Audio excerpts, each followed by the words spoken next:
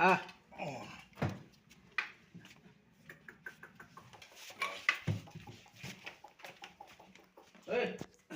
সোমাই আছিলে তেখেতে ফোন কৰিলত আমি ততাতৈয়াকৈ আহি ধুন্দুলি খেতি সাপটো উদ্ধাৰ কৰিলোঁ। উদ্ধাৰ কৰি ইয়াৰ এতিয়া আমি যথেষ্ট ডাঙৰ সাপ, ইয়াৰ বিষ নাই, হ'লেও মানুহবিলাকে ভয় কৰিব। কামোৰে, বিষ মানে পয়জনটো নাই, এনেই কামোৰা যিটো বিষ সেইটো থাকিব। গতিকে সাপটো এতিয়া উদ্ধাৰ কৰি লৈছোঁ। আপুনি কোন জেগা পাইছে, নামটো কি? মই মৰঙী চাৰিআলি মোৰ ঘৰ, মোৰ নাম প্ৰসন্ন দিব্যবৰদলৈ।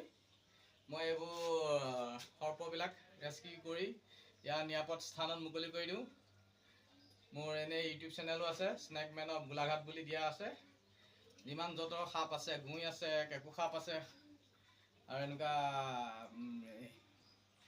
সাপজাতীয় বা কেঁকু সাপ, গুই সকলোবিলাক বস্তু ধৰি নি ফৰেষ্টৰ সহায়তো কেতিয়াবা কৰোঁ। ফৰেষ্টেও নিমন্ত্ৰণ কৰে, গোলাঘাট ফৰেষ্ট, বকিয়াল ফৰেষ্ট। এতিয়া আপুনি ক'ত মেলিবগৈ এইটো?